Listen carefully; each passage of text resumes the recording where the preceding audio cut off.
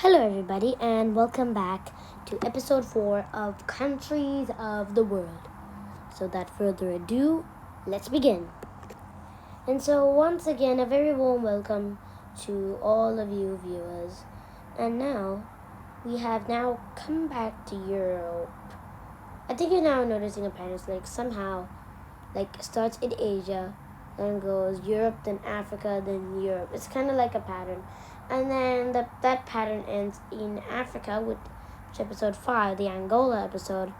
And then we cover our first country in the North America, or as you can say, Central America part, Tigwa and Barbuda, episode 6. So now we're just going to focus on episode 4. But we are now traveled to a rather small country in Europe, just landlocked between two humongous countries landlocking Andorra. And that's actually the country. Andorra is actually that country. So now let's begin. Now we're going to see about the flag as normal. Now for this information, it's going to be too much. Okay, too much. So it's going to be way too much. So you got to bear with me, bear hug me or something. So as once again, here's the flag of Andorra. The flag is a triband of yellow, blue, and red. But if you notice here, the flags were actually the colors of the flag of Andorra were actually inspired from the French and Spanish flags. The yellow and the red and blue being from France, and the yellow and red from Spain. Inside the flag is a coat of arms. So now this is the part where you have to bear hug with me. In the coat of arms, with the motto, is a shield with the motto Vis Venita Forte. I don't even know Latin, but the meaning is united virtue stands stronger. The shield is divided into 4 parts. The first one represents the La Sudourgel region. The second represents the county of Foix, how it is. And the third represents the Crown of Aragon, representing the Catalonian region. The last one representing the former Viscounty of Bern. Maybe we could just say Bern, yeah, that's fine. Now we head on to political geography, which I will tell you about those 2 big countries which I told you in the intro. So now here we have a map of Andorra. It's not a big one. It just only shows the bordering because it only borders 2 countries. So what's the use? Giving a full scale map. So Andorra is considered as a micronation. It's incredibly small. If you try to see it from you have to look really close in order to find that little button. It's like Andorra is the button, France and Spain are the clothings. You button them together like that. That's a bit like that. And when we say that Andorra is a micronation, it's super small. It cannot even touch the coastline at all. Literally. And by the way, it borders France and Spain. Yeah, those are the only 2 countries. That's it. Literally. Andorra mostly borders Spain, but somewhat borders it borders France. It's completely it's like France and Spain squishing Andorra into a big bit something. And now we head to physical geography. So now physical landscape. Now, if you notice here, it is almost completely mountainous, as it is landlocked in the Pyrenees mountain range in the Iberian Peninsula. Only 2% of the land is arable, and is literally 1% less than the amount of land arable in Algeria. Remember episode 3? Good.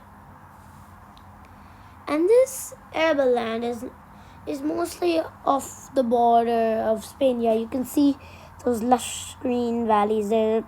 like touching Spain, while most of the mountains are touching France. However, though, they use whatever land they have to produce grains, vegetables, hay, and even tobacco. The majority of food comes from imports because, like, most of their economy means to help the country grow, is based out of tourism and banking. Now we have to come to demographics. So this is the part where you also have to bear hug with me.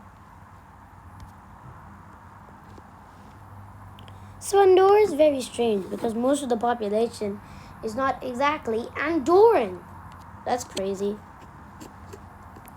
Only about a third of the population is Andorran. Now that's very confusing. Like literally. Andorrans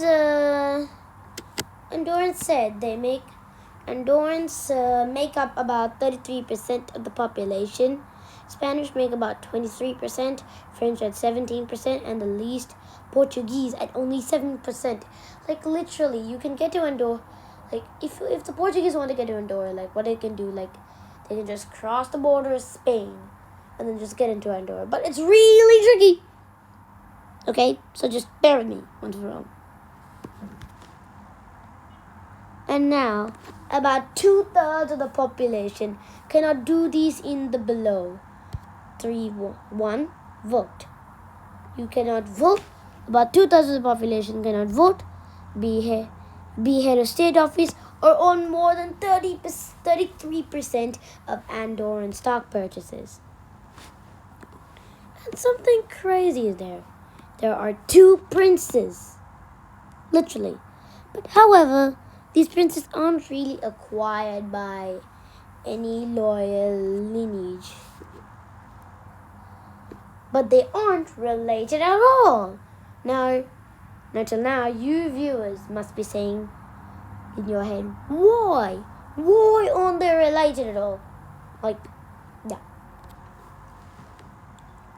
Now the reason is because the president of France and the bishop of Spain in the Lascaux d'Urgell region are the princes. So it means that whoever is the current government of France and the bishop of the Lascaux d'Urgell region will become monarchs. Yeah.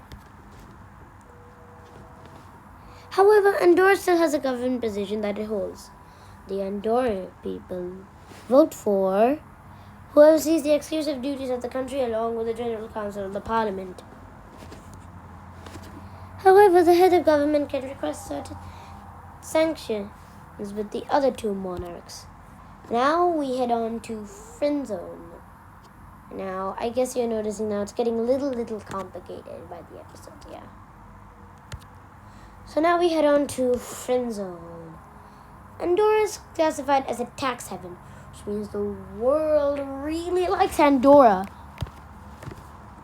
Andorra tries to get a minimum of embassies. So now it only has about 6. Literally 6. That's very small.